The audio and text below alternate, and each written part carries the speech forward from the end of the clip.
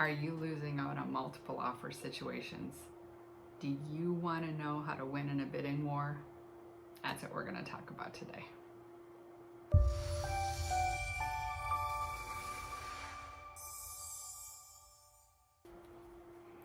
We're in a lot of multiple offer situations right now. So here are 5 parts to a solid offer in a multiple offer situation. So the first thing is that sellers want offers that are easy. Easy to present, easy on the terms, and easy to close. Number 1, talk to your agent. Your agent can do a lot for you. You just have to talk to him. See if he'll call the other agent. Sometimes they know each other. I have had clients who have won an offer because I knew that agent and the agent knew I could get it done.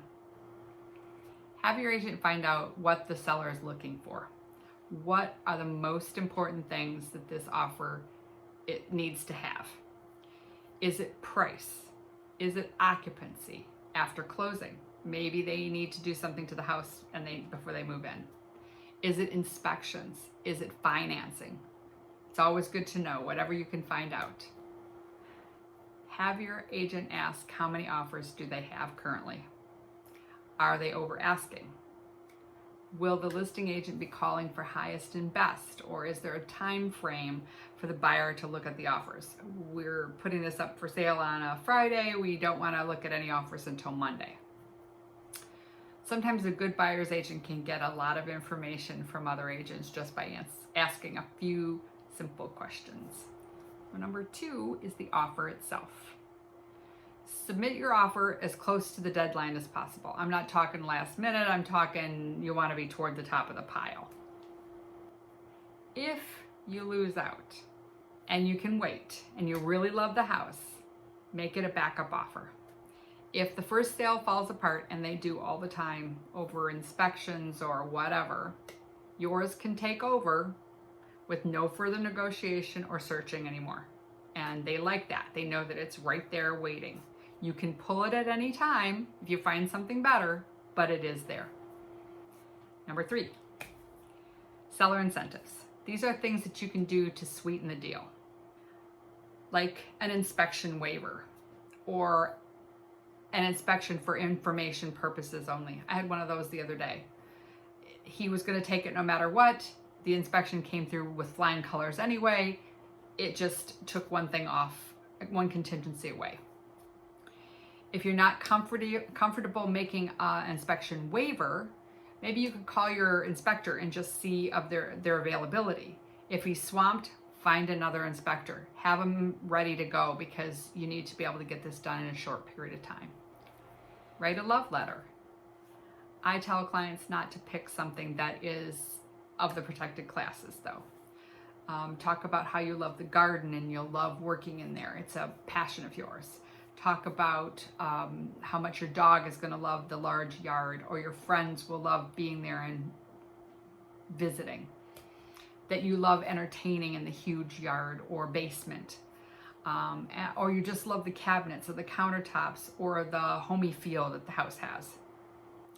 Sellers are responsible for the commission for both agents. They're responsible for the title policy, and they're responsible for the transfer taxes. If you offered to pay just one of these items for them, they would get to keep a little more money, and sometimes that's enough to make them sway to yours. Another thing you can do is extend the occupancy for the length that the seller needs it to close on his home, or to get his new home ready for him to move into. The listing agent will know if this is important to them. You will likely get the first month free, or sometimes the second month also, with no payments that are due. So if you let the seller stay for an extra 4 weeks, it might be enough to sway him, and it really costs you nothing. Another thing you can do is put down a high earnest money deposit. Earnest money is an amount that you put down to show how serious you are about buying. If you were going to put $10,000 down as a down payment, put it down as an earnest money deposit. It will just make you look like a very qualified buyer. How about a price acceleration clause? I don't know if you've ever heard of this, but it's for $500 or $1,000 over the top price, not to exceed a price that you are comfortable with. So let's say you're going to offer $160,000 on the house, and you will go $500 over the top price up to $164,000. So you're never going to pay more than that, and you're only going up in $500 increments. So if somebody comes in at 161, you go to 161.5. Number 4 is the appraisal. Most loans require an independent appraisal. The strategy of just offering more money doesn't work. The appraisers have the last say as to what will be loaned on the home, because if you offer more money and the appraisal comes in low, they have to still negotiate. Anytime you renegotiate at all, you're changing the terms of the contract, it can become null and void and you can lose out. So you need to do something that you know is going to get them what they're looking for. If the appraisal shortfall or appraisal gap is what they're looking for, then you need to do that. An appraisal gap or a shortfall is a clause that should the appraisal come in short, you will guarantee to pay the shortfall up to whatever price you are comfortable with.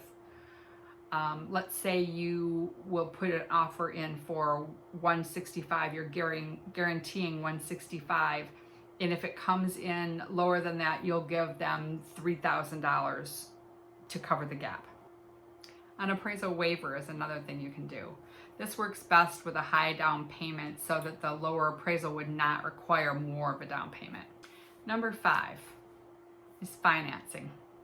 Make sure your loan is completely underwritten, not just a pre-approval or worse than that, pre-qualified. If you are approved for a higher amount than is needed, provide the approval letter for the higher amount to show that you are well qualified. Ask your loan officer to contact the listing agent to confirm your qualifications and answer any questions that they might have. Get your pre-approval from a good local lender. I like mortgage companies because it's all they do. They're not loaning on cars or businesses or personal loans, just mortgages. They know what they're doing and they do it well. I also like credit unions because you are a part owner of that and they have a vested interest in you. These are the ideas that have worked for me. If you'd like to watch my next video, it's on all the parts of an offer.